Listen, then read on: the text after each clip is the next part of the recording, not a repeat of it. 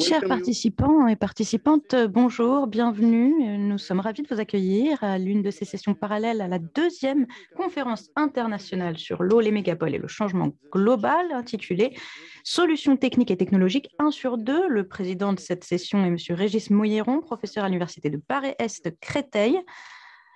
L'ESU, M. Mouilleron, vous avez la parole. Merci François pour cette introduction.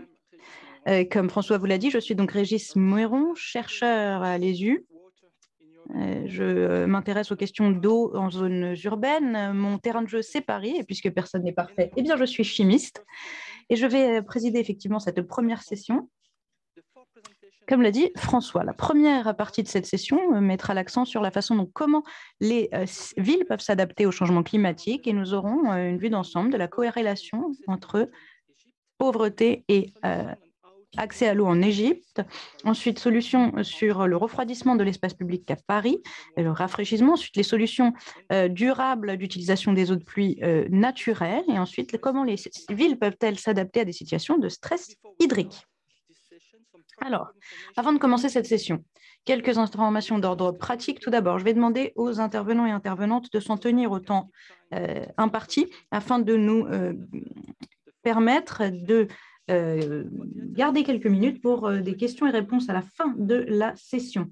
Ensuite, si vous avez des questions, je vous demanderai de bien vouloir les poster sur le chat de Zoom, et pendant la séance de questions-réponses, eh bien, nous pourrons répondre aux questions à l'issue de la dernière présentation. Commençons sans plus attendre par notre premier intervenant. Bayoumi, notre première intervenante, est responsable de recherche au CNRS et au CEDEJ. Elle a un doctorat en sciences informatiques et mathématiques appliquées, ainsi qu'une habilitation en géographie de l'université Jean Moulin. Elle a été la lauréate du prix 2015, la médaille de cristal 2015 du CNRS. Elle est également ambassadrice du programme La Science Taille XXL. Madame Bayoumi, vous avez la parole. Bonjour, mesdames et messieurs, chers collègues, je suis ravie d'être parmi vous aujourd'hui et je remercie beaucoup Monsieur Moiron pour la belle présentation. Je suis ici aujourd'hui pour essayer de répondre à cette question. Le manque d'accès à l'eau a-t-il un impact ou un effet sur la pauvreté? Cette recherche est un travail conjoint avec Madame Marie-Françoise Courel, directrice des études à l'école pratique des hautes études et qui malheureusement ne peut pas être parmi nous aujourd'hui. Next. Voici le plan de mon intervention aujourd'hui. Je vais commencer par vous expliquer pourquoi cette étude a été menée, ce que nous étudions, comment la recherche a été menée. Je vous montrerai le résultat qui devrait répondre à notre question principale et enfin, je présenterai une brève conclusion. Next. Pourquoi cette étude a-t-elle été menée? Pour deux raisons principales. Premièrement, l'eau est l'élément clé de la vie. Depuis l'Antiquité, les hommes se sont déplacés autour des grands fleuves, le Tigre et l'Euphrate en Mésopotamie, le Nil en Égypte, l'Indus en Inde, donnant naissance aux plus grandes civilisations. Ensuite, le destin nous a apporté le curieux cas de l'Égypte. Le territoire égyptien dessine une sorte de carré désertique, peu accidenté, sauf sur ses confins soudano-libyens et le long du littoral de la mer Rouge. Là, la faille du Grand Rift oriental est à l'origine de Horst, telle la montagne du Sinaï, protubérance du socle granitique arabo-africain encadré par les fossiles du golfe de Suez et du golfe d'Aqaba. L'essentiel du territoire est composé de plateaux gréseux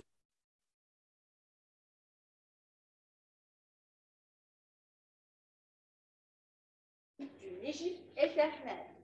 Plus de 90% de la population vit dans cette immense oasis, espace utile, étroit qui couvre environ 5% seulement du territoire. Le delta et la vallée du Nil sont au cœur de l'unité et de l'identité nationale, ce que résume la formule d'Hérodote, l'Égypte, don du Nil, pour souligner l'assimilation du territoire au fleuve. Mais l'expression est-elle encore pertinente? Les projets d'aménagement des pays amants, Éthiopie en tête, vont réduire la disponibilité en eau par habitant par an. L'Égypte ne souffre pas actuellement de pénurie d'eau. Son quota fourni par le Nil s'élève à 55,5 milliards de mètres cubes par an. Cependant, il est important d'aborder la question du déficit en eau dans les années à venir en relation avec l'augmentation rapide de sa population. 25 984 101 en 1960 et plus de 90 millions en 2016 et près de 101 millions à l'heure du jour. Les différentes utilisations de l'eau en Égypte sont divisées en utilisations domestiques, industrielles, de navigation et d'irrigation. Elles atteignent actuellement environ 65,6 milliards de mètres cubes. En 2030, le pays connaîtra un seuil de pénurie extrême, une urgence que la présence rassurante du Nil tend à faire oublier. Le fleuve prodigue en 2015 environ 70% des ressources renouvelables en eau. Si à l'heure actuelle, la consommation annuelle d'eau par habitant atteint 694 mètres cubes en 2015, selon la FAO, cette part devrait tomber au-deçà de la barre de 500 mètres cubes d'ici 2030, plaçant le pays dans un état de stress hydrique absolu. L'Égypte dispose d'une réserve de 64 milliards de mètres cubes par an fournis par le Nil. Le reste provient des eaux souterraines, en plus de la réutilisation des eaux de drainage agricole. 95% de l'eau consommée en Égypte provient du Nil, alors que l'Égypte est l'un des 10 États fluviaux. L'Égypte est le plus grand consommateur des eaux du Nil, ainsi que l'État situé plus en aval du fleuve. La réglementation et l'accès aux services ont été séparés dans une certaine mesure par la création d'une société nationale de holding pour l'eau et les eaux usées en 2004 et d'un régulateur économique, l'Agence égyptienne de réglementation de l'eau, EWRA, en 2006. Donc, 26% de la population vit sous le seuil de pauvreté. Next. Qu'étudions-nous alors? La corrélation entre la pauvreté en eau et le manque d'eau est largement supposée, mais notre étude ici n'est pas basée sur des observations, mais sur une méthodologie mathématique appropriée. Un rapport de l'ONU, publié en 2009, révèle que l'installation d'équipements sanitaires et la garantie de l'approvisionnement en eau potable dans les pays les plus pauvres est le moyen le plus sûr de réduire la pauvreté et d'améliorer la santé publique. Mais est-ce vraiment le cas? Ces deux cartes ont en effet montré qu'il n'y a pratiquement aucune relation entre la pauvreté et le déficit en eau. C'est pourquoi il est crucial d'expliquer comment la recherche a été menée. Next. Tout a commencé lorsque le Social Fund a chargé l'International Population Council et le CEDEJ, le Centre d'études documentation économique, juridique et sociale, mon établissement d'appartenance, d'étudier la pauvreté en Égypte et de mettre en place la première carte de la pauvreté dans le pays. La méthodologie était basée sur celle proposée par Davis en 2002 pour construire la carte de la pauvreté dans le monde. Elle nous donne une première image de sa distribution. L'indice de pauvreté dans cette étude correspond au critère la consommation par habitant. Les données utilisées s'élèvent à 47 variables, taille de la famille, pourcentage d'enfants, taux de chômage, pourcentage d'analphabètes, accès à la distribution d'eau, etc.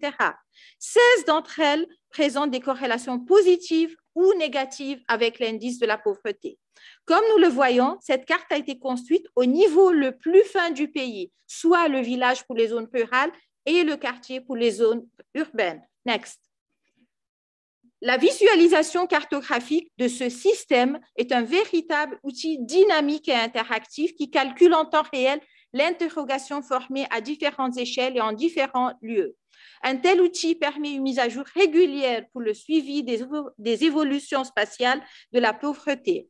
La méthode peut être appliquée à d'autres pays, ce qui permet de faire des comparaisons sur l'approfondissement de la relation entre pauvreté et accès à l'eau dans le monde. Ainsi, la pauvreté reflète bien plus le manque d'accès à l'eau potable pour une partie de l'humanité que la rareté des sources elles-mêmes. La géométrie et les statistiques se sont associées pour représenter simultanément l'espace et les phénomènes abstraits et les visualiser. Une évolution technologique dans ce domaine a lieu parallèlement à l'évolution scientifique des disciplines qui utilisent des systèmes d'information géographique en utilisant des ordinateurs et différents langages de programmation. La modélisation dans le travail des géographes et les outils qu'elle offre, notamment en matière d'analyse spatiale, utilisés conjointement avec les SIG, devrait permettre une meilleure compréhension de l'environnement. Il convient de souligner l'importance de l'apport de la statistique, notamment à travers ces outils d'analyse et de prédiction. On s'intéresse donc à la programmation des outils interactifs et dynamiques d'accès à l'information spatialisée. Cet intérêt peut être résumé comme suit. La modification automatique de la représentation cartographique en fonction des besoins sur la base d'un calcul en temps réel, la possibilité d'une représentation en 3D d'animation visuelle et sonore. Nous insistons en particulier sur la facilité d'utilisation de ces systèmes. Les résultats d'analyse spatiale doivent être rendus accessibles à un large public, spécialistes, universitaires, gestionnaires, administration, avec des moyens simples de manipulation et d'exploitation. Voici devant les yeux, nous avons l'exemple de Souag, le gouvernorat le plus pauvre de l'Égypte au niveau du pays. Sur l'autre carte, le système recalcule la variable exclusivement à Souag pour que nous puissions voir le classement au niveau du gouvernorat. Next. Un autre exemple est celui de Dakalia dans le delta de l'Égypte avec un classement au niveau national. L'autre carte montre Dakalia dans son classement au niveau du gouvernorat. Next. Commençons à examiner les résultats réels. L'étude a révélé une corrélation alarmante entre l'accès à l'eau potable et la pauvreté. Comme vous pouvez le voir ici, la carte de la pauvreté et la carte de la distribution de l'eau de la ville d'Assouan sont presque identiques. Un autre exemple est la ville de Fayoum, à droite sur la diapo, qui est également avérée extrêmement similaire. Next. Enfin, nous avons décidé que la recherche ne devait pas s'arrêter là et nous avons commencé à creuser davantage. Ainsi, en 2010, nous avons utilisé la même méthodologie pour répéter la même étude sur les dernières données de l'année 2006 après avoir simulé la pauvreté de 2006 en 2004. L'évolution de la carte de la pauvreté entre 1996 et 2006 a été d'autant plus alarmante que l'état économique de certaines villes et districts s'est amélioré avec l'implémentation de plus de projets d'eau dans ces secteurs. Next. En 2006, un groupe de 127 villages du gouvernorat de Sharqiya passe au-dessus du seuil de pauvreté de 1996 à 2006. Ce changement s'explique par 37 projets d'aménagement hydraulique produisant 475 000 m3 d'eau potable par jour et 50 projets d'infrastructures, égouts, drainage. L'autre carte d'Akalia, 93 villages basculent au-dessus du seuil. Ceci s'explique par l'installation de réseaux d'eau, d'égouts et de drainage. Next. Notre modèle mathématique utilise la prétopologie stochastique qui est opérationnalisée par le développement d'une plateforme de systèmes multi-agents. La simulation multi-agent ajoute aux techniques dont elle est l'héritière, notamment la microsimulation, les approches de programmation orientées objets, les automates cellulaires, des propriétés encore peu exploitées, particulièrement utiles en géographie. Dans le cadre de cette étude, le développement de nouveaux outils et le traitement mathématique spécifique ne sont jamais dissociés des connaissances des chercheurs en sciences sociales. Les règles sont établies à partir des concepts de différentes disciplines. Il est clair que cette pluridisciplinarité est la clé du progrès de la recherche dans les systèmes humains dont le fonctionnement devient très complexe. Je vous remercie.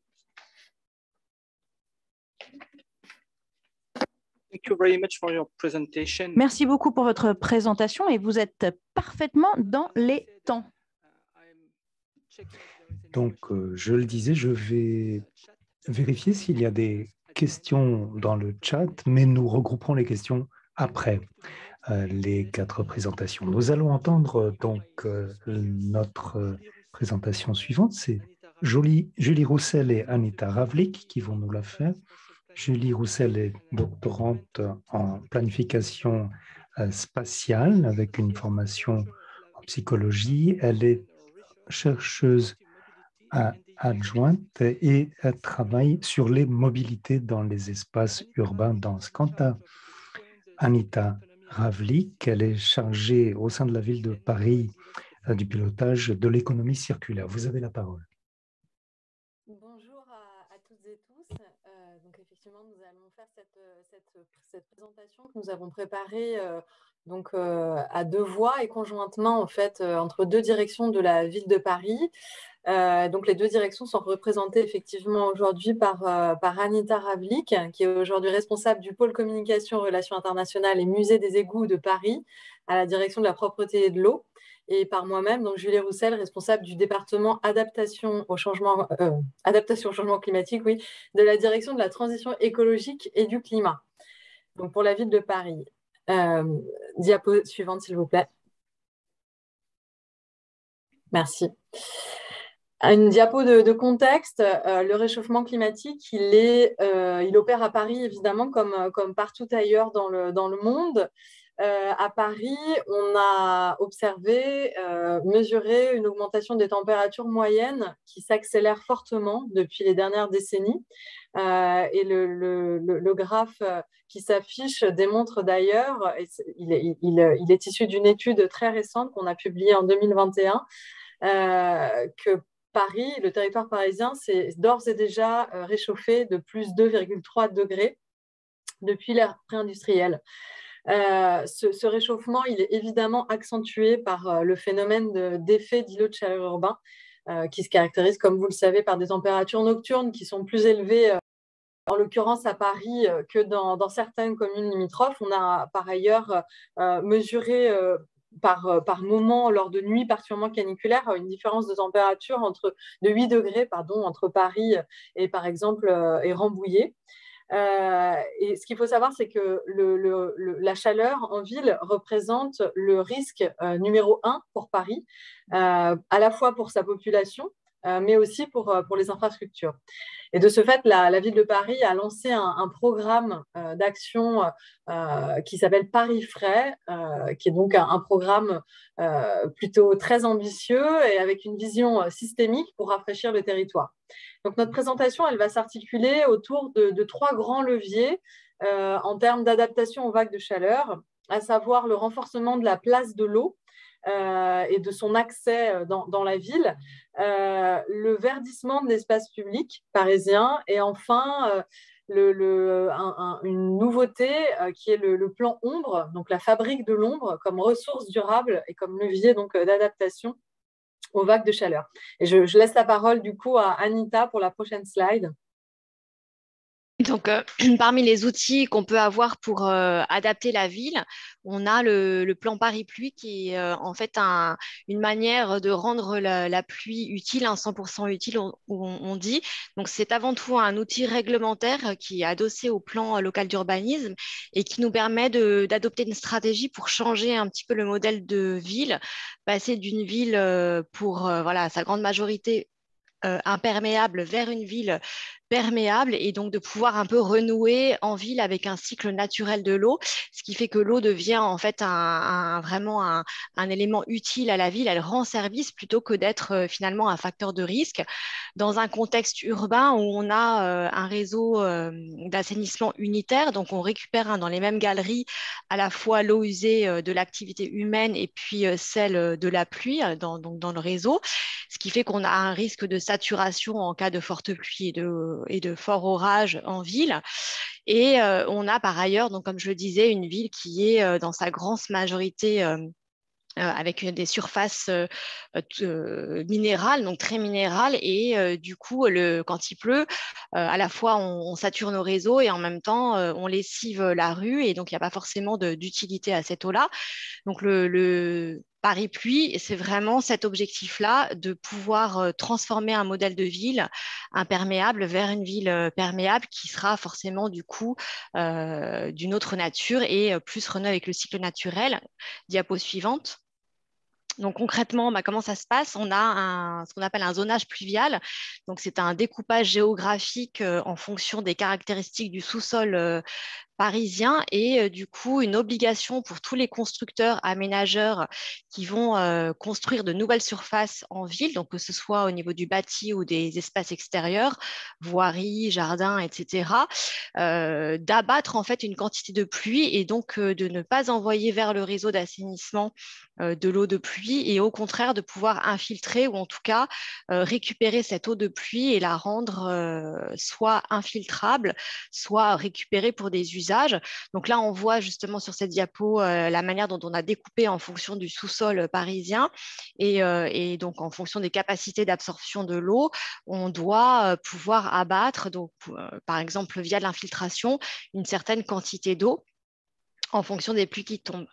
Donc ça, c'est réglementaire. Donc tout maître d'ouvrage, maître d'œuvre qui prévoit un aménagement de construction, donc ça commence dès 20 mètres carrés de construction nouvelle, doit en prendre connaissance et demander une autorisation pour rejeter en fait dans le réseau parisien de l'eau, donc l'eau de pluie, et on vérifie si c'est correct ou pas en fonction des prévisions. Donc prochaine diapo.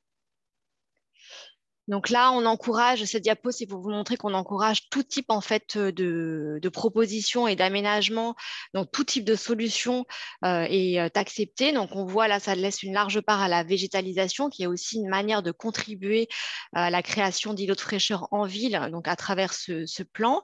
Donc on voit que en fait les solutions, elles sont aussi bien au niveau des revêtements de sol avec des pavés enherbés par exemple, que des aménagements de façade différents. Donc si par exemple on prévoit une surélévation d'un immeuble, donc c'est des surfaces mètres carrés supplémentaires, il faut prévoir aussi de pouvoir abattre des quantités de pluie, mais on a aussi voilà, des aménagements extérieurs en cœur d'îlot. L'idée aussi, c'est de déminéraliser les trottoirs, les voiries, les espaces de circulation. Donc on voit voilà, qu'on a une large palette en fait, de solutions et on accompagne les constructeurs et les aménageurs dans les propositions de solutions. Diapositive suivante. Voilà, un autre axe et outil pour en fait changer un petit peu l'appropriation et le rôle de l'eau en ville, c'est le plan baignade.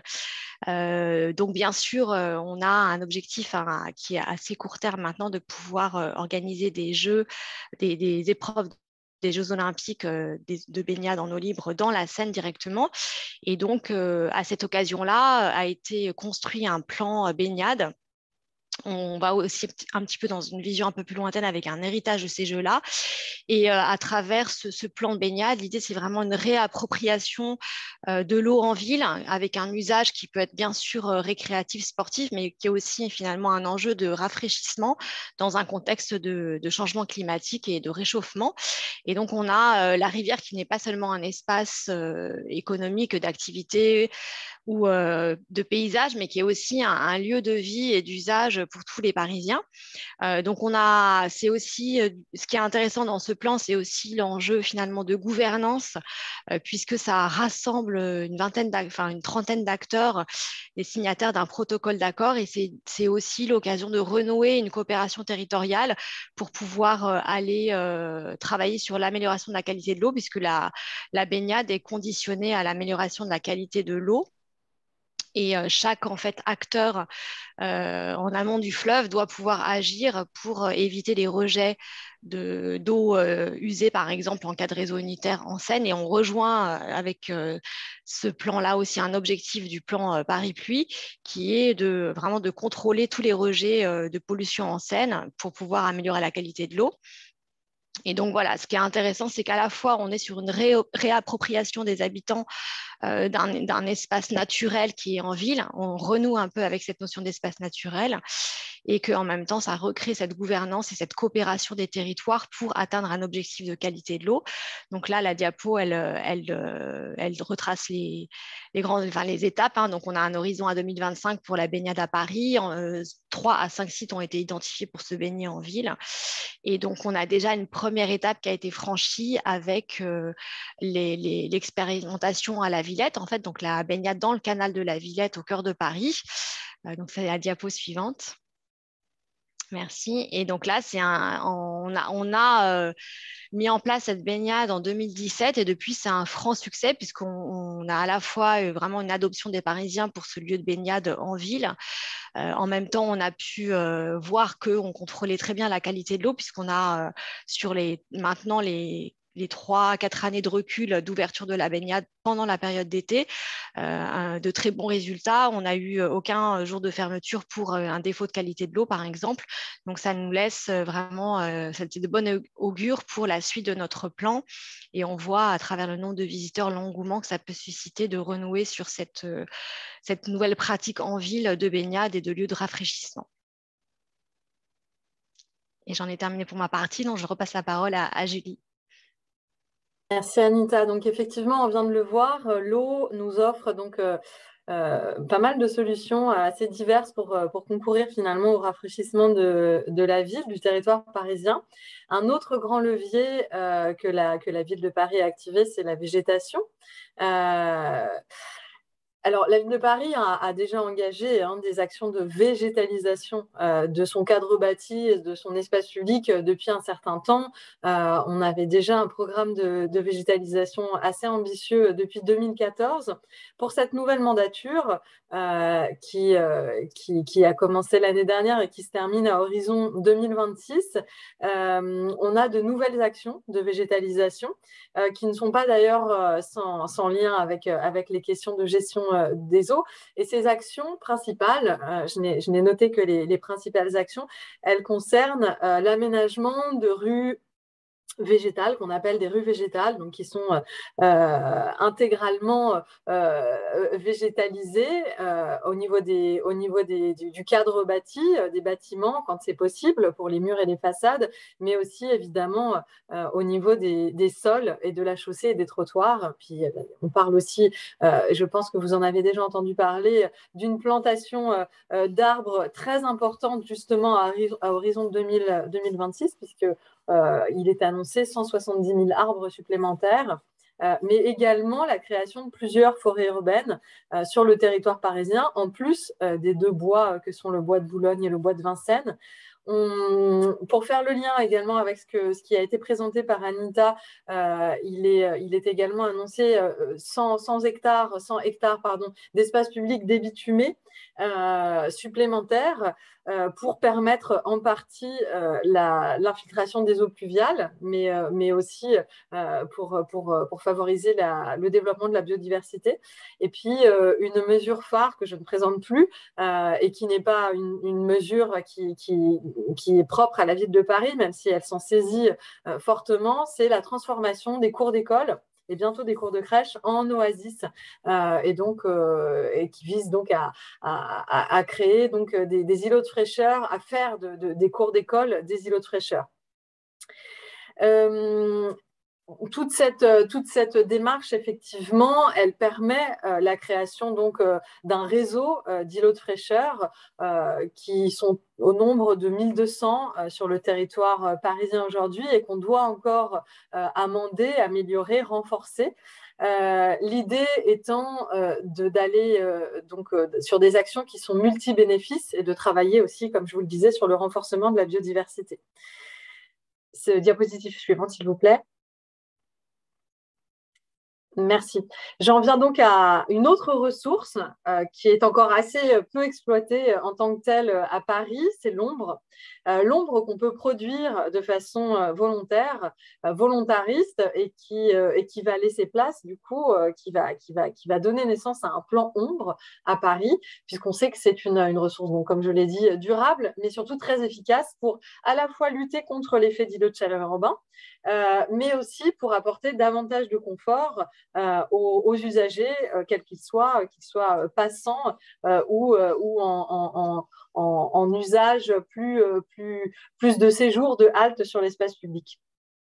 Évidemment, ce qu'on va privilégier, c'est l'ombre naturelle produite par les arbres. Quand c'est possible, mais on sait qu'il y a des contraintes notamment liées au sous-sol qui ne sont pas plantables. Et donc, c'est bien dans ces situations d'impossibilité de planter des arbres qu'on pourra mettre en œuvre des solutions alternatives telles que donc, la pose d'ombrières sur l'espace public. Diapositive suivante, s'il vous plaît. Merci. On a donc commencé à travailler sur ce plan en 2020. On a expérimenté un certain nombre de solutions, dont celles qui sont présentes à l'écran, au centre en fait de l'écran plus précisément, où on a donc une ombrière, alors qui esthétiquement n'est pas du tout pertinente. Hein. L'idée, c'est évidemment d'améliorer son esthétique, mais nous souhaitions tester en fait l'efficacité de la toile qui a été utilisée et qui est très concluante puisqu'on obtient une différence de température de 15 degrés entre l'espace qui est ombragé et l'espace qui n'est pas ombragé. Donc voilà, diapositive suivante s'il vous plaît. J'en viens à parler d'un sujet qui n'est pas technique à proprement parler, parce qu'on vient de le voir, le changement climatique, et c'est vrai en particulier cette question des vagues de chaleur, ça nécessite un prérequis qui est l'adaptation donc des infrastructures du territoire parisien, de tout autre territoire. Mais le véritable défi, il se situe au plan comportemental. C'est bien nos modes de vie, nos pratiques, notre culture finalement quotidienne qu'il va falloir adapter, que ce soit au plan individuel ou au plan collectif. Et pour ce faire, la ville de Paris, pour justement accompagner la transformation des modes de vie, elle a donc développé un certain nombre d'outils de sensibilisation, d'information, donc comme la carte des îlots de fraîcheur, bien sûr, mais aussi des dispositifs du coup de mobilisation citoyenne, de participation citoyenne, et en règle générale de l'intégralité des acteurs du territoire. Je pense donc notamment au dispositif des volontaires du climat qui est désormais intégré au dispositif des volontaires de Paris, mais aussi à l'Académie du climat, qui est donc une école pour apprendre, une école ouverte à tous pour apprendre, notamment aux plus jeunes d'entre nous, les enjeux liés à les enjeux environnementaux liés au changement climatique, bien sûr, et donc qui propose un certain nombre de formations ou de séances d'information, tout simplement. Et c'est donc bien ces outils-là qui vont nous permettre d'aller vers une transition socio-écologique réussie et vers laquelle on tend, on l'espère, en alliant à la fois une adaptation de nos infrastructures, mais également de nos modes de vie. Je vous remercie. Je pense qu'on en a terminé.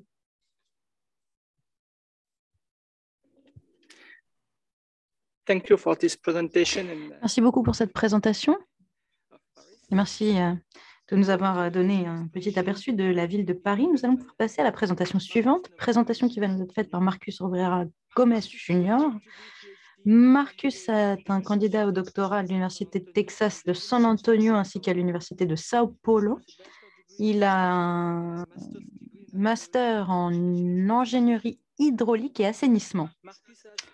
Marcus a de l'expertise dans le domaine de modèles hydrodynamiques et hydrologiques, modèles à faible impact également. Puisque nous rencontrons malheureusement des difficultés techniques avec la connexion Internet avec le Mexique, nous allons devoir écouter une présentation préenregistrée par Marcus. Hi, my name is Marcus. I'm a PhD candidate at the University of Texas at San Antonio and the University of São Paulo. This is my paper. This is entitled Nature-Based Solutions for Sustainable Stormwater, a Model Approach and a Sensitivity Analysis for Bioretention Design using GreenAmp and Reservoir Routing. I'd like to say thanks to my co-authors, Thalita, Tassiana, Marina, Marcio, and Eduardo from University of São Paulo and University of Texas at San Antonio. And in general, this particular paper, we developed a bioretention model that we're going to show how we can use that to design bioretention systems. So in this first slide, I want to show a quick summary of this particular research. So basically, the stormwater management in urban centers, we have several problems to manage it, like climate change and urbanization, And these problems are relatively complex to model. And Le if you changement want to do a climatique, better d'urbanisation, et c'est un problème qui est de plus en plus complexe à modéliser. Et si l'on veut mieux concevoir, mieux construire, eh bien, il faut absolument traiter d'abord ces questions-là.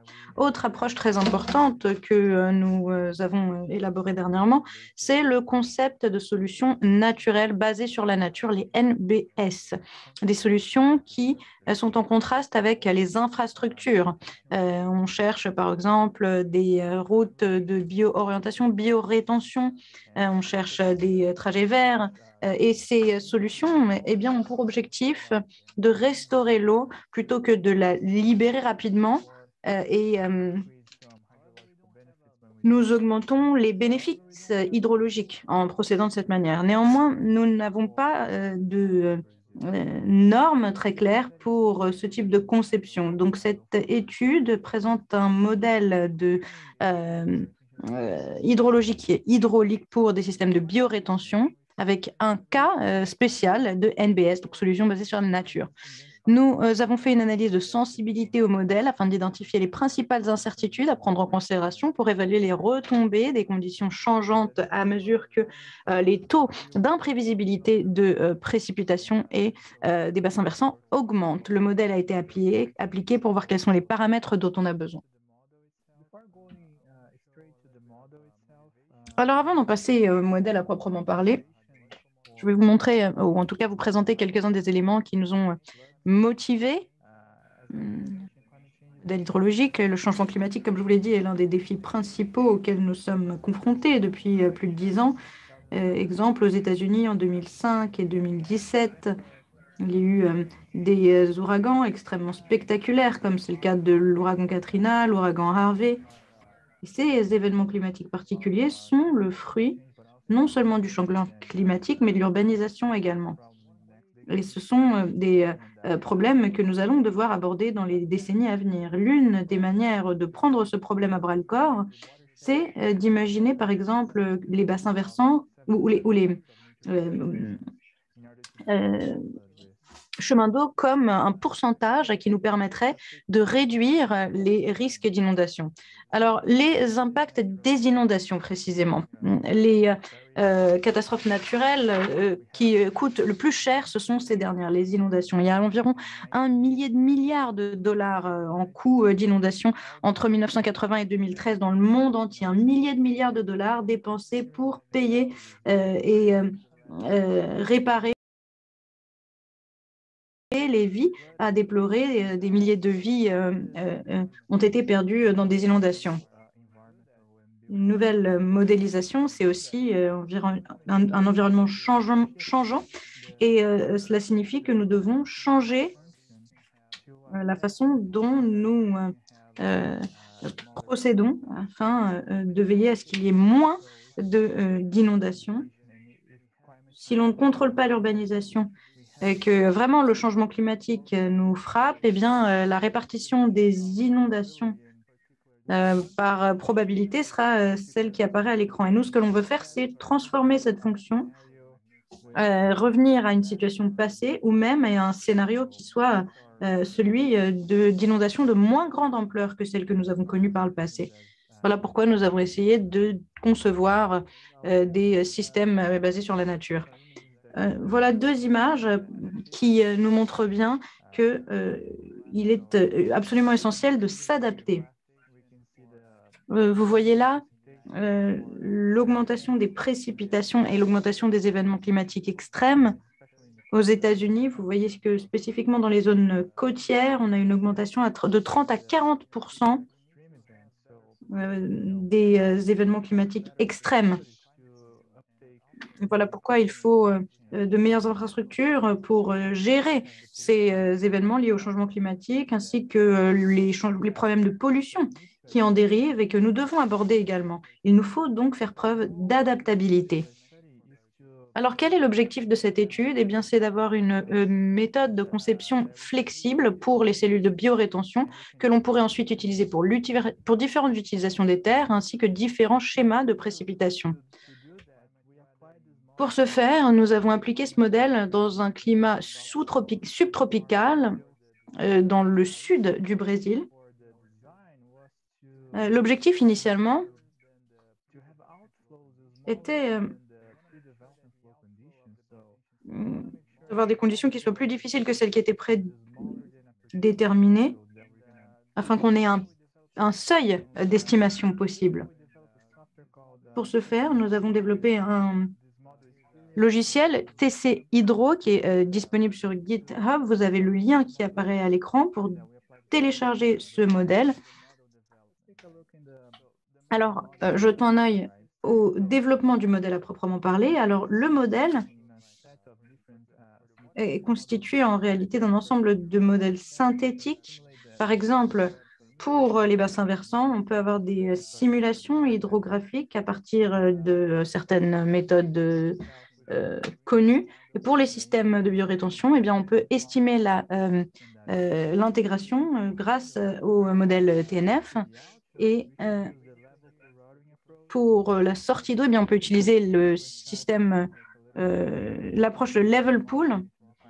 Vous le voyez à l'écran. Certains paramètres hydrologiques pour les bassins versants. Et finalement, à partir de tous ces paramètres, on fait un reacheminement du flux. C'est finalement le même système que les bassins versants, mais avec un tableur un peu différent. L'objectif, c'est d'avoir un pic de flux qui corresponde au flux pré-développement. Et ensuite, on peut concevoir le système à proprement parler. Alors, dans cette slide, on montre les principales conditions de flux pour les systèmes, le modèle de biorétention. Dans cet exemple-là, à gauche de l'écran, vous voyez les principales entrées et sorties de ce système de biorétention. C'est un modèle qui peut simuler l'exfiltration latérale et par le bas du système de biorétention. Et on peut également avoir un stockage interne. Merci, même si on ne l'a pas présenté à l'écran, c'est également possible. Dans ce système à proprement parler, il y a une certaine zone où l'eau peut être stockée avec une infiltration lente après le pic de précipitation, par exemple, donc d'un flux. Donc, nous disposons de paramètres tels que, par exemple, l'élévation,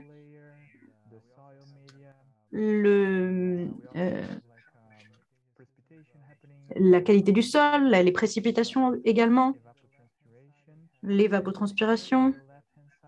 Et là, à gauche de l'image, vous voyez certaines des conditions qui peuvent être rassemblées dans le système de biorétention. En fonction du volume d'un événement climatique en particulier, d'une tempête par exemple, eh bien, on peut avoir des conditions différentes, entrer ces paramètres et avoir des conditions de biorétention adaptées. Dans les cas précis où les capacités d'infiltration sont inférieures à l'influx, à la capacité d'un flux, eh bien, nous avons des conditions spécifiques. Vous le voyez à l'écran, on a par exemple un influx supérieur à celui de la capacité d'infiltration, et là, on commence à avoir un amas d'eau.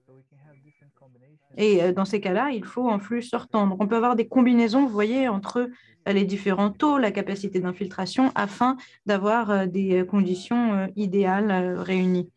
C'est important, pourquoi? Parce que ce système d'équation peut changer et évoluer en fonction des conditions de flux. Ensuite, nous avons appliqué ce modèle à l'Université de São Paulo et à la São Carlos School of Engineering également, au campus de l'école d'ingénierie. Vous avez une cartographie qui montre les bassins versants dans l'État de São Paulo au Brésil, où nous avons donc capté de l'eau issue des toits, un toit de 100 mètres carrés. On a ensuite dévié ce flux vers un système de biorétention avec une précipitation assez forte, des pluies très fortes en janvier. Certains des paramètres dont nous disposons ici, par exemple le CN numéro 98, on a une estimation à 0,9 litres par seconde pour le flux, un calibrage à partir des chiffres observés en Europe en 2019. Voilà une présentation du système de biorétention que nous modélisons. Donc, vous avez un toit, vous avez un puits d'inspection. On permet de vérifier s'il n'y a pas de débris, s'il n'y a pas d'accumulation ou de blocage du système. Ensuite, on a le système à proprement parler. Et finalement, l'eau se dirige vers le système de réception en bas du système de biorétention. Alors, voici quelques-unes des principales conclusions et résultats principaux que nous avons fait émerger de cette étude. Alors, ce que l'on a fait, c'est que l'on a changé le domaine de biorétention tous les 0,5 mètres carrés, donc tous les 2 mètres carrés de 0,5 à 10 mètres carrés. Et ensuite, on a évalué la sensibilité de la sortie. Donc là, au Brésil, ici, nous avons une norme selon laquelle il faut concevoir les systèmes hydrauliques pour une durée de 10 ans. Donc là, nous avons l'équivalent de 10 ans de précipitation et les résultats, grâce à un système de calcul, et on voit en noir, en pointillé noir, les conditions. Et on voit que certaines des cellules de biorétention avaient des flux de sortie plus importants que les conditions d'un événement climatique. Donc, cela signifie que des zones plus larges, 10, 9,5, 9 mètres carrés, permettent un flux sortant plus important que certains des autres cas. Par exemple, 5 mètres carrés, ça semble être à peu près optimal à un taux d'1 litre par seconde, ce qui nous indique qu'augmenter la superficie de biorétention, ça n'augmente pas nécessairement le flux, ça peut même nuire. On a également une solution sur le terrain. On avait des systèmes de biorétention de 6 mètres carrés, donc 3 par 2. Et comme vous pouvez le voir, pour cet exemple particulier, on avait un niveau d'eau à environ 45 cm qui augmente jusqu'à arriver à une accalmie. Et ensuite, le système commence à libérer de l'eau. Et donc, on peut le visualiser sur le schéma. On peut voir également le taux d'infiltration et le taux d'influx et comparer ces deux derniers. Et on observe que la différence entre ces deux courbes, c'est le système d'accumulation d'eau qui existe grâce au système mis en place.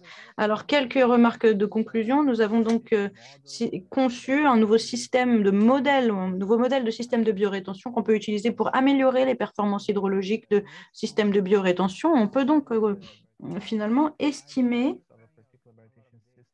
les résultats d'un système de biorétention sans pour autant avoir besoin d'un grand nombre de données. Quelques informations au départ sur la capacité d'infiltration d'un système, telle que la conductivité par exemple, qui est un paramètre purement physique. On peut également estimer les paramètres du bassin versant avec un paramètre très simple. Et finalement, c'est un modèle qui est assez facile pour ce qui concerne les paramètres à entrer pour l'estimation. Et on peut le faire pour les bassins versants ainsi que pour les systèmes de biorétention. Ce modèle a pour objectif d'être utilisé dans des problèmes d'optimisation pour déterminer des hydrographes. On peut les utiliser dans des zones en difficulté ou pour un hydrographe en particulier que l'on essaye d'atténuer. On peut utiliser ce modèle sur Excel. On peut également faire des essais en changeant les dimensions au fur et à mesure jusqu'à arriver à un système optimal. Le modèle est suffisamment flexible pour pouvoir être appliqué à différentes échelles également. On peut le faire là, comme on vous l'a montré, sur un toit, mais on peut également utiliser à l'échelle d'un bassin versant. On peut également entrer ses propres informations pour différents contextes, à différentes échelles, afin de tester et de voir comment la biorétention réagit à différents influx. Il faut encore que nous fassions davantage de tests, d'évaluation de calibrage et que nous le comparions à ce modèle et que nous comparions ce modèle à d'autres modèles. Ça sera évidemment tout à fait nécessaire.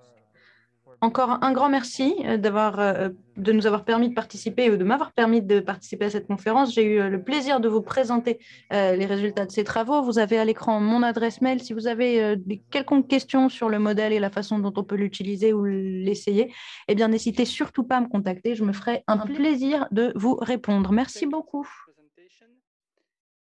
Merci beaucoup pour cette présentation. J'espère que nous aurons une meilleure connexion Internet au moment des questions. Donc, notre dernière présentation, mais pas la moindre des quatre, sera faite par Michel Laforgue, qui a donc un doctorat de l'École des mines en modélisation hydrique. Il travaille à travers le monde depuis plus de 30 ans maintenant, notamment sur les eaux urbaines, eau potable, assainissement, etc., mais également sur les questions liées à l'environnement. Il est actuellement directeur de projet et expert au sein de Suez Consulting et président du département des sciences terrestres et du vivant dans une université que l'interprète n'a pas saisie. Il s'en excuse. Merci beaucoup. Est-ce que vous m'entendez bien?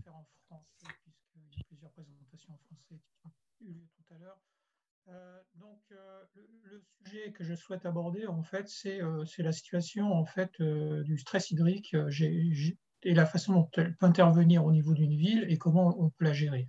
Next slide, please. Ah non, il y a une slide qui bon, c'est pas grave. La première question en fait qui se pose, voilà, c'est celle-ci, merci. La première question qui se pose, c'est de voir un petit peu la situation actuelle et comment ça peut évoluer dans le futur. Actuellement, on a déjà un certain nombre de villes assez importants au niveau mondial qui souffrent ponctuellement ou durablement de stress hydrique. Et la question principale qui se pose, c'est quelle va être l'évolution de cette situation avec l'impact du changement climatique. Est-ce qu'on peut anticiper en fait cette situation, ce changement, de façon à rendre ces villes plus résilientes et plus résistantes à ce stress hydrique?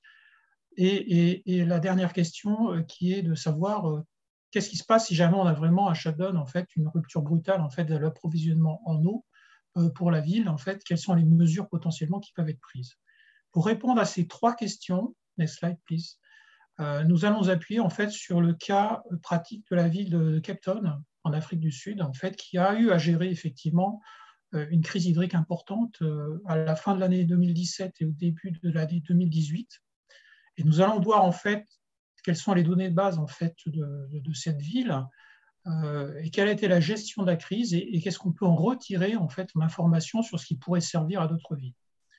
Nous ferons le parallèle ensuite avec la ville de Windhoek, qui est en Namibie, la capitale de la Namibie, donc qui n'est pas très éloignée de l'Afrique du Sud, et qui souffre durablement de stress hydrique, et de voir un petit peu les mesures qui ont été mises en œuvre par cette ville pour réduire sa dépendance envers le stress hydrique, et quelles sont les perspectives pour les décennies à venir en lien avec le changement climatique. Et nous tirerons une conclusion globale de cet ensemble-là, dans la perspective d'apporter des éléments de réponse à un ensemble de villes de par le monde. Next slide, please. Donc, la ville de Cape Town est une ville de 4 millions d'habitants. C'est une ville développée, riche, mais qui souffre quand même d'avoir des quartiers d'habitat informel, donc avec des disparités de population.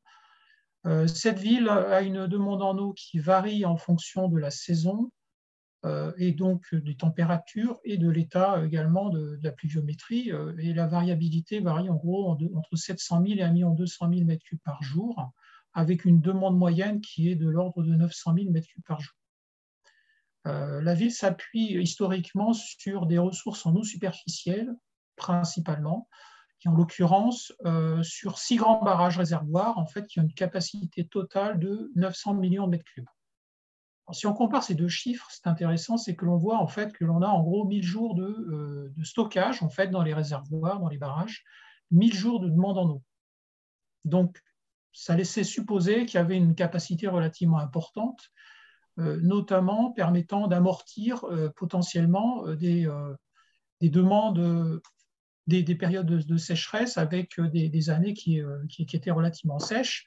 Et donc d'attendre en fait les saisons des pluies postérieures pour pouvoir re-remplir les plans d'eau. Et donc ça permettait de supposer qu'une année sèche ne posait pas de soucis particuliers. Et on va voir en fait que ce n'est pas ce qui s'est passé. Next slide, please.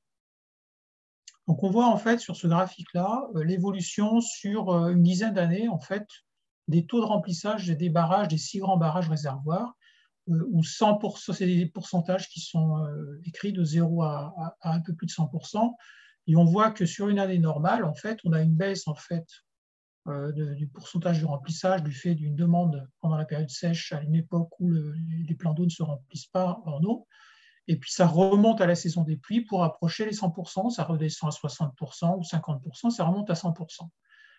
Ça, c'est sur une année normale. Et on regarde ce qui se passe à partir de 2014 et on voit en fait que si la décroissance lors des prélèvements en période sèche se font de manière systématique, le remplissage n'est pas toujours à la hauteur de ce qui était normalement le cas les années passées. Et on voit que de proche en proche, d'une année sur l'autre, en fait, le pic atteint décroît de 100% à 75%, à 60% et à moins de 40%. Et donc, fin 2017, la projection en pointillé que faisaient les autorités de la ville était relativement catastrophique, puisqu'ils avaient anticipé que les barrages seraient complètement vides avant la fin de la saison sèche, avant la fin de la saison de sèche, et donc avant la saison des pluies en 2018. Et donc, ils se sont dit qu'ils allaient à la banqueroute totale, en fait, qu'ils n'allaient plus avoir d'eau pour alimenter les 4 millions d'habitants. Donc là, ça a été effectivement une grave crise. Ils ont pris des mesures de manière draconienne. Next slide, please. Les mesures qu'ils ont prises, en fait, sont des mesures de restriction avant tout. Alors, restriction des usages agricoles et industriels à des valeurs environ correspondant à la moitié des prélèvements normaux annuels, donc la moitié de ce qui s'est prélevé les années passées. Restriction surtout des usages domestiques. Alors, bien évidemment, l'interdiction d'utilisation, de remplissage des piscines et d'arrosage des jardins, c'est quelque chose de pratiqué couramment de par le monde. Mais par contre, l'interdiction de dépasser un quota d'eau par habitant, c'est quelque chose de moins classique.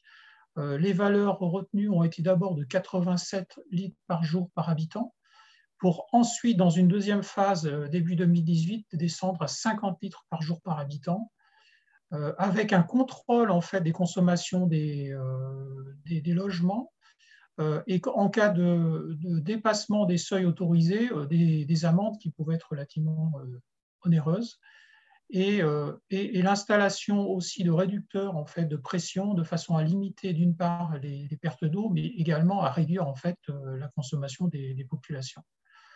Un élément important aussi, c'est l'intégration d'une tarification incitative avec un certain nombre de tranches tarifaires, dont la plus élevée correspondait à un coût équivalent de 44 € par mètre cube, qui était donc censé être très dissuasif. Et enfin, une campagne de communication qui était relativement importante auprès de la population pour leur faire prendre conscience de la problématique et qu'ils aient envie en fait de... non, j'ai pas, c'est pas grave. Et que donc ils aient envie de faire attention et de suivre en fait les recommandations, notamment en termes de consommation d'eau, et de faire le maximum pour préserver en fait l'intégrité générale en fait du service d'eau pour l'ensemble de la ville. Next slide, please. Alors, si on revient un petit peu sur les causes en fait donc on a vu qu'il n'y avait pas assez d'eau et donc ils ont pris des mesures relativement importantes pour réduire cette demande, ce qui a permis en fait de baisser. On a vu qu'on était tout à l'heure à 900 000 m3 par jour, on est descendu un peu en dessous de 600 000 m3 par jour au creux en fait de la demande. Qui est resté avec des mesures restrictives qui sont restées durablement actives en fait, pendant toute l'année 2018 avec des valeurs pas forcément totalement identiques au niveau des restrictions, mais ils n'ont levé les restrictions que très progressivement quand les barrages ont commencé à se remplir. Et on voit sur le graphique de droite ici que donc on arrivait à un minimum autour de 20% de remplissage, puis on a eu des re-remplissages qui se sont faits de manière très progressive, puisqu'en réalité, ils ont continué à réduire durablement la demande pour éviter que les seuils restent bas. Et donc, on est revenu en 2021 à peu près à des seuils de remplissage normaux des barrages, Mais la ville en a conclu en fait que l'approche qu'ils avaient en fait jusque-là n'était pas forcément pertinente et n'était pas sécuritaire. Et l'une des principales conclusions qu'ils en ont tirées, c'est qu'il fallait augmenter en fait la typologie en fait des ressources utilisées, augmenter les redondances de capacité. Et donc ils ont en tête sur les années à venir, ils ont déjà engagé cette politique-là, d'accroître l'utilisation de ressources en eau de surface, certes, d'augmenter les eaux souterraines également. Cela fait partie des solutions classiquement utilisées, mais surtout de rajouter une station de traitement de dessalement d'eau de mer, puisque la ville de Cape Town est en bordure de mer. Également, de réutiliser les eaux usées de manière beaucoup plus importante, de façon à économiser de l'eau pour tout ce qui était notamment arrosage ou des utilisations industrielles, par exemple. Et ils se sont rendus compte également qu'ils avaient un problème en fait, sur la gestion des bassins versants, avec l'invasion de certaines plantes exotiques, et donc le défaut d'entretien de ces bassins versants a induit en fait une baisse des apports d'eau dans les plans d'eau. Et donc, il fallait qu'ils révisent cette politique-là. Next slide, please.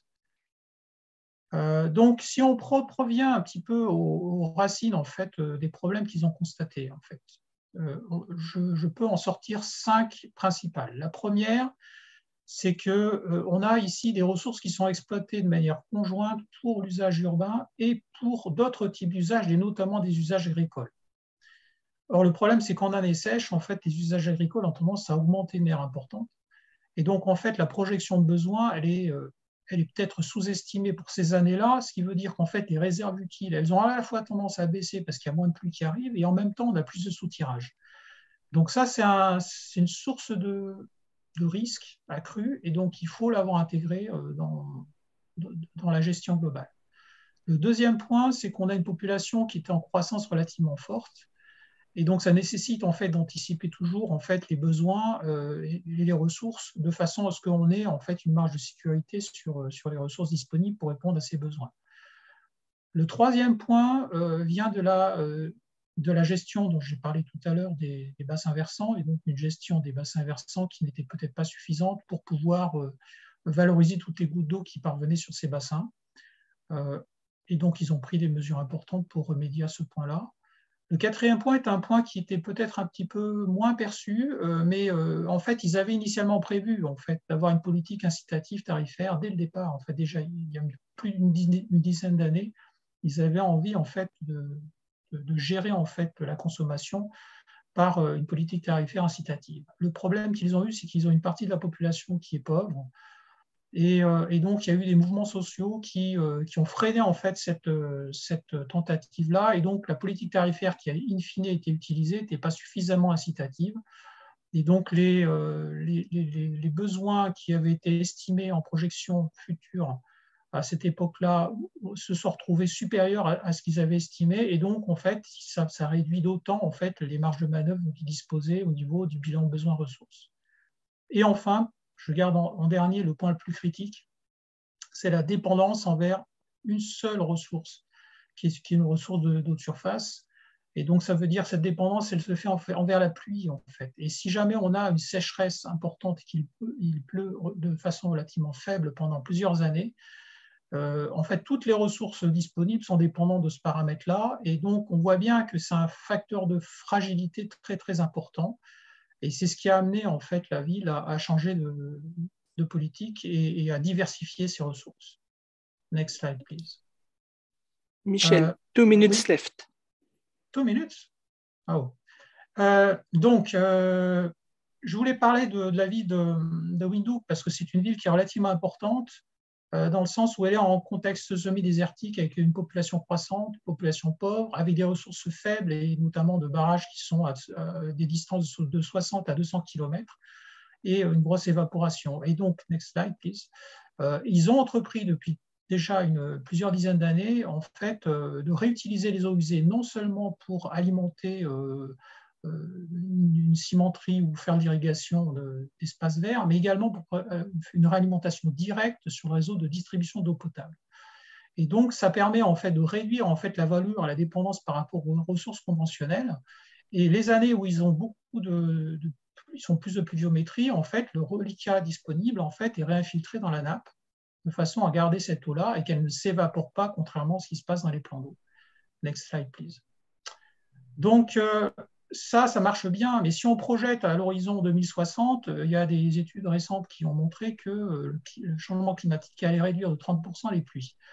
Et on voit sur le graphique que vous avez à l'écran que ces dernières années, au moment de la crise du Cap, en fait, en même temps, c'était en Afrique du Sud, mais ça concernait toute l'Afrique australe et donc également la Namibie, à Windows, qui ont été obligés de prélever de manière massive en fait, dans les eaux souterraines, dans le stock qu'ils avaient réinjecté en nappe.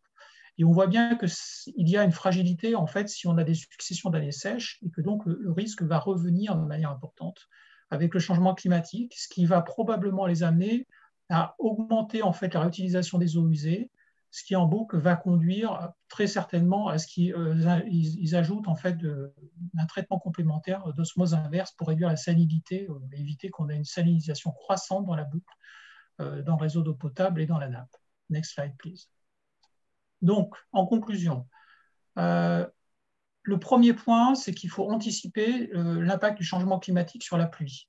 On se base trop souvent en fait, sur des statistiques passées qui n'intègrent pas cette tendance-là. Donc, il faut être très prudent sur ce qu'on considère comme une pluie de projet et sur les ressources disponibles à ce niveau-là. Deuxième point, il faut varier les ressources et avoir à la fois un set de ressources conventionnelles, mais aussi des ressources non conventionnelles, pour pouvoir avoir une voilure importante et avoir des solutions de repli en cas de difficulté.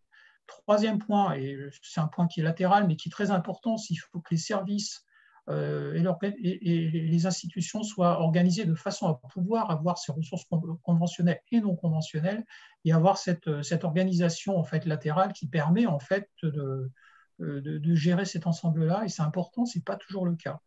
Le quatrième point, c'est la réduction de la demande et bien évidemment la réduction des pertes d'eau sur les réseaux de distribution, puisque toute eau qui n'est pas perdue est une eau qui permet de réduire également le besoin et donc la demande en eau. Un point qui est important, c'est l'aspect sociologique. Il faut faire bien attention à intégrer en fait, des solutions pour tous les types de populations, y compris les populations des quartiers défavorisés. Et la promotion des campagnes de sensibilisation, qui est également un point important, mais qui n'a pas de durée de vie très très longue, et donc c'est quelque chose qui doit être renouvelé. Et quand on regarde cet ensemble-là et qu'on prend pour point focus ce que fait la ville de Singapour, par exemple, en l'espace de 50 ans, elle a réussi à réduire de 100 à 40% son besoin par rapport aux ressources conventionnelles. Ça permet de dresser un cap et de se dire qu'en finalement, il y a des solutions qui existent et qui permettent de réduire cette dépendance envers des ressources qui sont dépendantes de la pluie et donc de trouver des vraies solutions. Je vous remercie pour votre attention. Thank you, Michel, for your presentation. The floor is now Merci open. Michel pour cette présentation. Alors, on va pouvoir ouvrir la parole aux différentes questions. Il y a des questions qui ont été posées sur le chat. Je vais donc commencer par l'une des premières questions qui a été posée, qui porte sur la première présentation.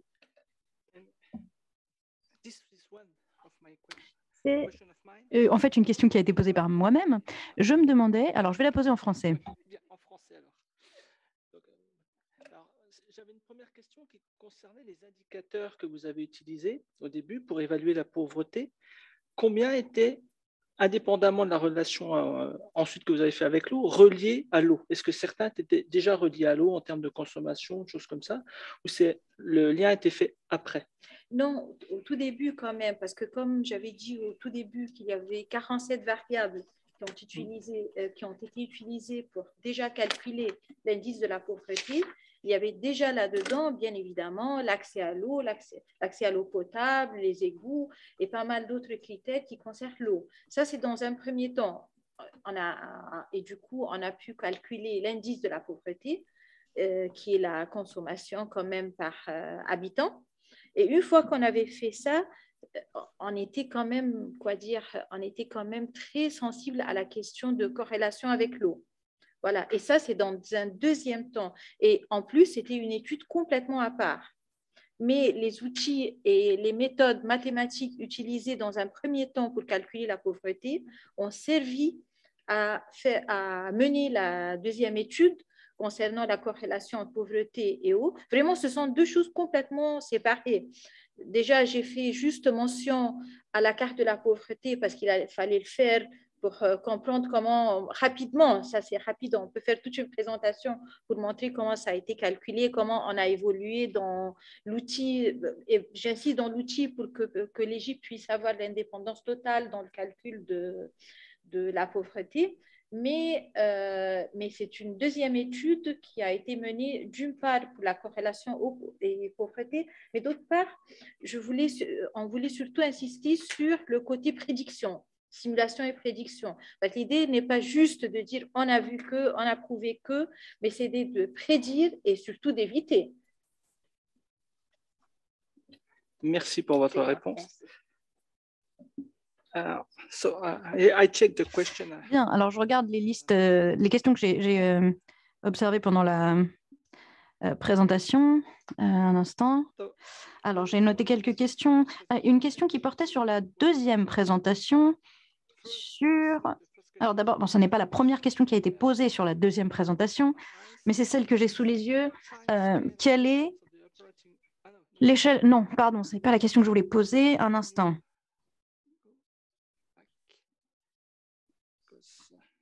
Alors, excusez-moi, est-ce que vous pouvez faire remonter dans le chat? Bon, je vais essayer de retrouver la question de mon côté. La voilà. Comment combinez-vous? Alors, c'est une question qui s'adresse au deuxième intervenant. Comment combinez-vous les actions promues par mesures structurelles et non structurelles au sein de l'infrastructure naturelle que vous proposez et la participation sociale dans le cadre du changement climatique? Alors, je ne sais pas si vous voyez, vous, les questions à l'écran. Est-ce que vous pouvez essayer d'y répondre? Du coup, ça s'adresse à Anita et moi, hein, je pense, c'est ça? Oui, c'est ça. Oui. Oui, alors j'ai commencé à répondre effectivement sur la volonté de la ville de Paris, comme je l'ai dit, d'apporter des solutions aussi bien pour adapter les infrastructures que effectivement amener les comportements et les modes de vie à se modifier et à s'adapter aux changements climatiques qui vont nous impacter, qui nous impactent déjà. Et donc, j'ai donné quelques premiers éléments de réponse tels que, en fait, beaucoup de sensibilisation et d'information, de sessions donc d'information, de campagnes de communication, de formation et de promenades urbaines pour donner à voir les manifestations du changement climatique et notamment la question des vagues de chaleur et de la raréfaction de la ressource en eau et la façon dont ça va impacter finalement la gestion de l'espace public, la gestion des bâtiments et la façon dont il va falloir que nous y adaptions. Donc, on a défini avec d'autres partenaires d'ailleurs, tels que l'Agence parisienne pour le climat, un certain nombre de recommandations. Donc, on communique sur ces recommandations pour essayer de garder son logement le plus frais possible sans avoir à utiliser de climatiseurs individuels, essayer de se protéger soi-même de la chaleur et protéger évidemment je vais mettre ma caméra du coup, et protéger les personnes les plus vulnérables autour de soi. Il y a également quelque chose que je n'ai pas mentionné par écrit qui concerne l'arrivée de nouvelles pathologies, de nouvelles maladies. Donc ça, c'est des actions qu'on avait mises en œuvre avant l'entrée dans la pandémie, hein, mais travailler justement sur... par exemple, l'arrivée du moustique tigre à Paris, c'est vrai que les Parisiennes, les Parisiens n'ont pas forcément l'habitude de savoir comment empêcher ce genre les moustiques en l'occurrence, de venir nicher, de se reproduire sur les balcons, dans les pots de fleurs, etc. Donc, c'est aussi expliquer comment est-ce qu'on fait pour éviter de leur offrir un gîte et ainsi contenir un peu le développement du moustique tigre qui est porteur, je dis ça parce qu'il est évidemment porteur donc, d'un certain nombre de maladies telles que le chikungunya, la dengue, etc. ou pas, etc. D'ailleurs, peut-être qu'il n'y en a pas tant que ça.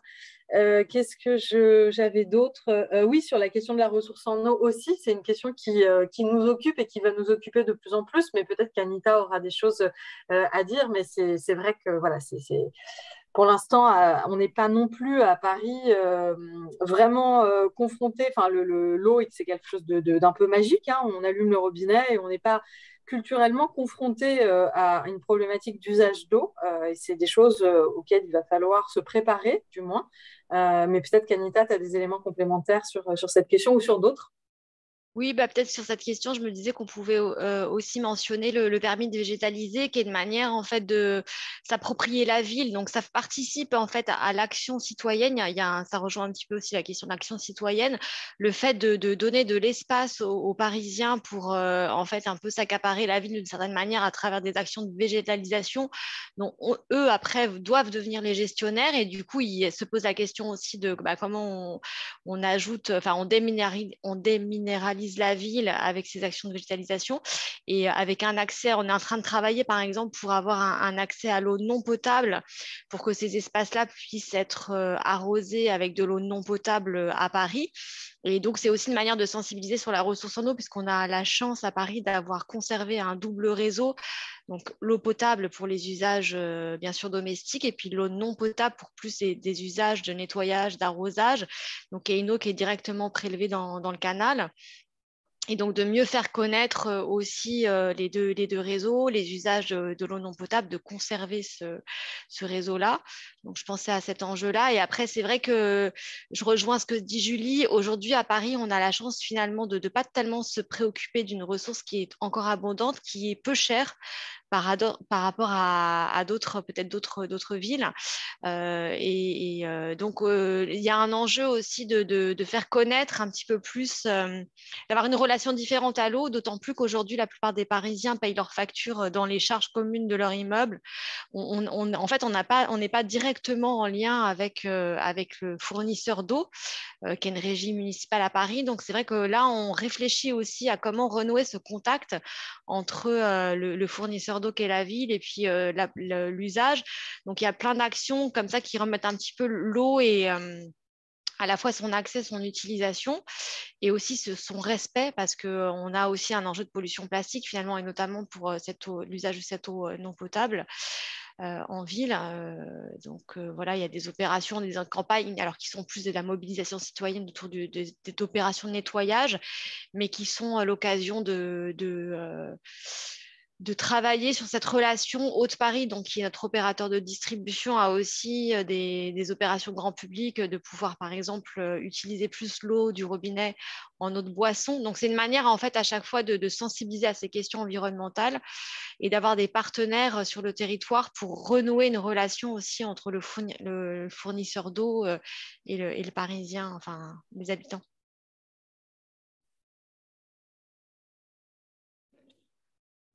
Thank you for your answer.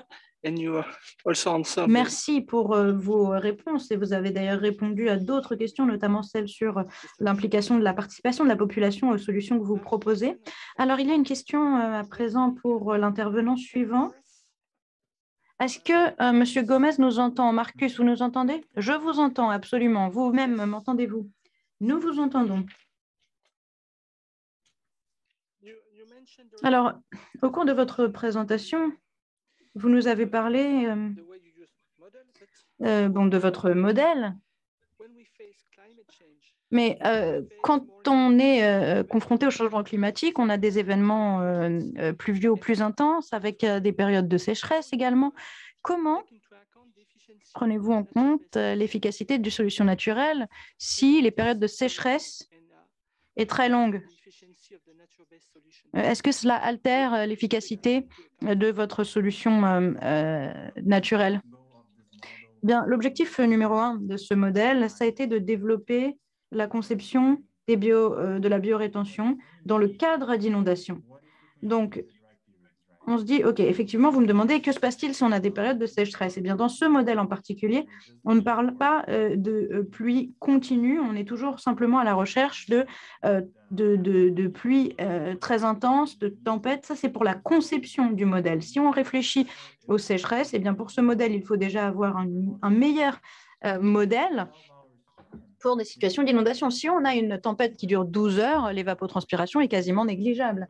Donc, il faut d'abord envisager l'évapotranspiration, ensuite penser avec un autre objectif. Pour les inondations, il suffit de mettre l'accent sur les tempêtes critiques, les fortes pluies. Et pour les périodes sèches, c'est différent. Par exemple, on peut utiliser l'eau dans le cadre d'une réutilisation. On peut stocker l'eau, mieux concevoir les choses pour pouvoir, le système pour pouvoir capturer l'ensemble de l'eau pluviale pour utiliser ensuite cette eau à la consommation.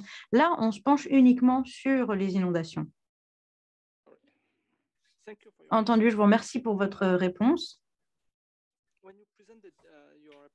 Lorsque vous avez présenté votre approche avec les réservoirs et les différents types d'infiltration, dans votre modèle que vous avez présenté, si on l'applique à l'ensemble de la ville, est-ce que l'on prend en compte l'association de différentes solutions basées sur la nature ou est-ce qu'on les prend en compte séparément? Très bonne question. Effectivement, il y a deux types de modèles. On peut simuler l'ensemble de votre système dans l'ensemble du bassin versant avec une interconnexion. Il y a un logiciel gratuit qui nous permet de le faire, le Stormwater Management Model. Et dans ce cas de figure, le problème quel est-il? Eh bien, c'est que tout d'abord, on identifie une zone pour la mise en œuvre du système. On essaye d'abord de concevoir uniquement ce système. On ne réfléchit pas à la façon dont ce système peut s'intégrer à l'ensemble du bassin versant. On se dit, par exemple, moi, chez moi, si je veux créer une biorétention chez moi, comment procéder? Mais à cette étape-là du modèle, on n'est pas encore en train de chercher une solution globale pour l'ensemble du bassin versant, mais uniquement pour des zones réduites. Bien, une autre question sur votre présentation a été posée. Chao Santang se demandait si l'utilisation de votre modèle était possible pour des points d'eau plus larges, plus vastes. Alors oui, là, je vous ai montré l'exemple d'un toit. Mais on peut se demander, puisque les modèles sont utilisables pour différents types de chemins d'eau, on peut facilement utiliser cela pour des tailles différentes. La seule chose à prendre en considération, c'est l'instabilité du modèle. Et ça, c'est une autre question, je crois, qui a été posée par Juan Julio. Il demande qu'en est-il de l'instabilité du modèle? D'abord, on doit vérifier si le modèle est stable. On se demande combien de temps il faut pour le mettre en application. Ensuite, on le lance. Mais ensuite, il n'y a pas de limite pour les différents chemins bassins versants tant que les paramètres sont en place. Merci. Alors, une question pour Michel Laforgue. Je vais la poser donc en français. Les solutions proposées par Cape Town, en termes de nouvelles ressources en eau, tu parles de l'utilisation de l'eau de nappe. Mais est-ce qu'il n'y a pas un risque, vu qu'ils étaient dans une période de sécheresse assez longue, que le renouvellement des nappes ne se fasse pas suffisamment rapidement et qu'en plus d'épuiser les réservoirs, ils épuisent aussi les nappes? C'est exactement la raison pour laquelle, en fait, ils cherchent à diversifier sur des ressources non conventionnelles. En réalité, dans leur approche d'augmenter les prélèvements sur les nappes, ce n'est pas sur les nappes qui réalimentent directement les barrages actuels, c'est d'aller chercher de l'eau plus loin et d'utiliser en fait ces ressources-là comme des ressources potentielles au cas où ils aient besoin en fait d'augmenter en fait la redondance en fait de solutions. Mais c'est vrai que puiser dans les nappes à un moment où effectivement on a peu de pluie, c'est le même problème en fait que de puiser dans les barrages puisque c'est la même ressource. En fait, c'est l'eau de la pluie qui réalimente les deux.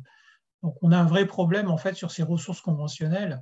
Et je pense que la vraie solution, c'est bon, il y a le dessalement, mais ils avaient déjà commencé à envisager le dessalement peu de temps avant en fait la crise. Sauf qu'il faut du temps pour faire les projets, construire, etc. Et donc, ils ont été pris de court. Mais il y a une vraie utilité à avoir une variation. Et c'est clair que les eaux souterraines constituent plutôt un problème qu'une solution. Et on voit beaucoup de villes dans le monde, en fait, où les eaux souterraines sont plutôt surexploitées que l'inverse. Et le changement climatique va accroître le problème. Et ce qu'on voyait sur Windhoek, c'est typiquement ça, c'est qu'ils rechargent la nappe avec les surplus qu'ils ont les années humides. Mais en réalité, les années humides, il va y en avoir de moins en moins. Et donc, fatalement, ils vont être obligés d'arrêter en fait ce prélèvement-là. Et donc, effectivement, la ressource souterraine n'est pas forcément une vraie solution. Ah, je n'entends plus le son. Excuse-moi, j'avais oublié de rouvrir mon micro. J'avais une autre question concernant ta présentation par rapport à l'approche de Windhoek, qui est de réutiliser les eaux usées traitées, et il a fallu sensibiliser la population. Est-ce que tu crois qu'une telle approche peut se faire aussi à Cape Town? Je pense que oui, parce qu'ils ont été sensibilisés au problème. En fait, je pense que ça a dû les traumatiser en fait d'avoir 50 litres par jour par habitant et d'être obligés ils étaient en vraie pénurie, hein, avec des tarifications très très fortes, des amendes, on fait des réductions. Il y a beaucoup de restrictions. Et je pense que quand on est dans ce type de contexte, la population est sensibilisée au moins pendant quelques années et donc l'occasion est belle actuellement sur Cape Town de développer en fait la réutilisation d'eau.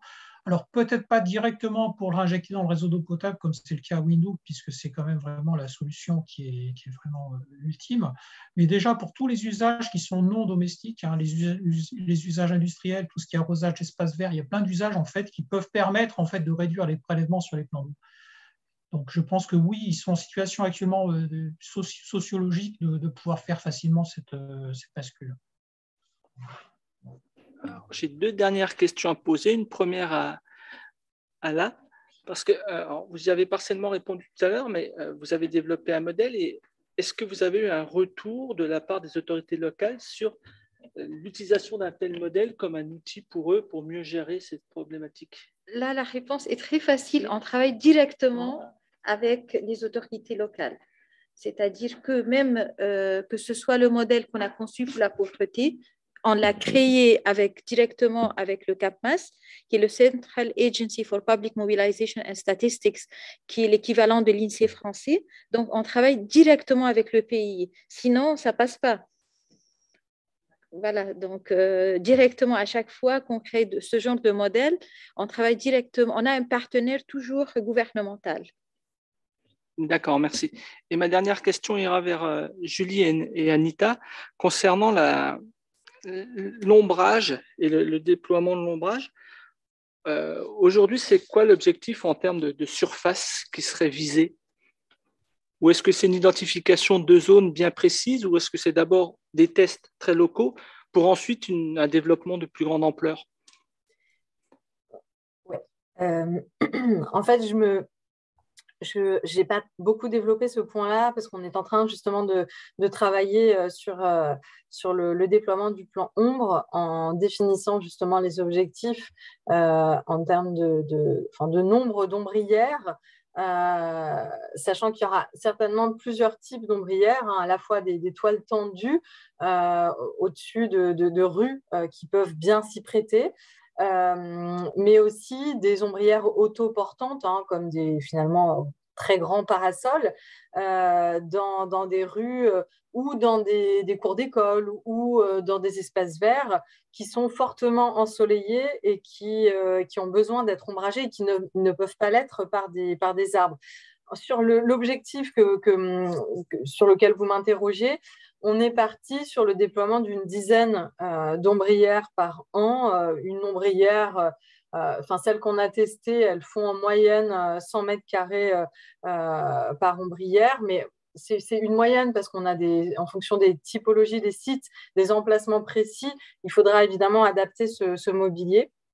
Donc voilà, et on va faire les premiers déploiements pour l'été 2022, donc à partir de la fin du mois de mai de cette année.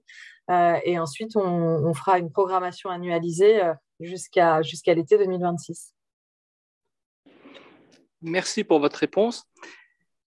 It's time for me to close this. Eh bien, le moment est venu pour moi de clore cette première partie de la session. Je souhaite donc, avant toute chose, remercier nos intervenants pour la qualité de leur présentation, ainsi que les différents exemples qu'ils ont pu nous présenter. Et je laisse à présent la parole à François.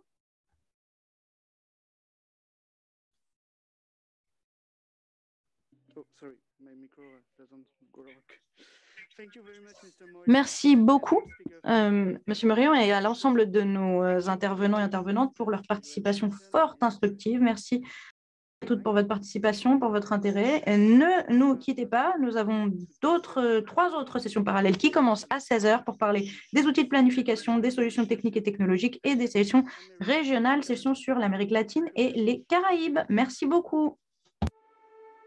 Water. It's vital to human life, our economy and ecosystem, the very survival of our planet. But water challenges are growing more intense than ever before. Increasingly volatile weather patterns fueled by climate change, crumbling infrastructure, pollution, and overpopulation that's causing a surge in demand for water.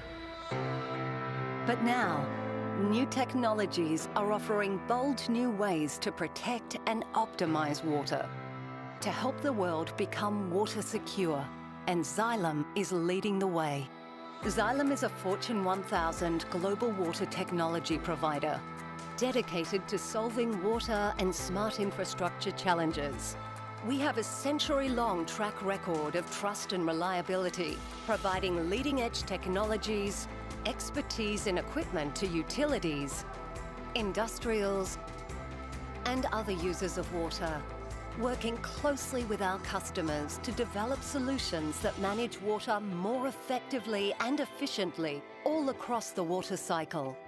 Now, we're leading the digital transformation of water, partnering with our customers and innovation leaders, discovering new ways to harness the power of data and analytics, delivering unprecedented insight that's optimizing existing water systems, and creating a future that's more water efficient to meet the world's water needs, and more energy efficient to protect the environment.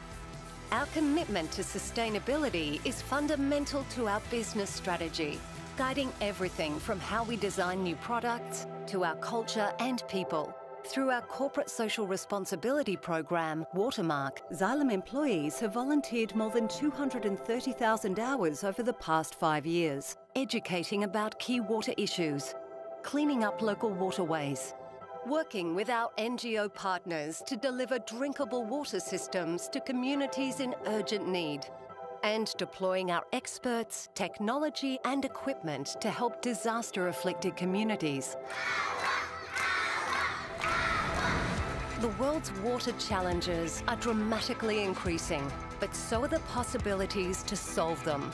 Xylem is working every day to bring water technology and innovation to communities and people around the globe, raising awareness and reaching new audiences through partnerships and the power of sports, and helping create a world where water is more accessible, affordable, and safer for all.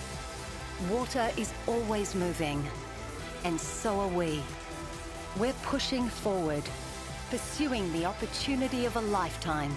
We're Xylem, and we're solving water. Join us.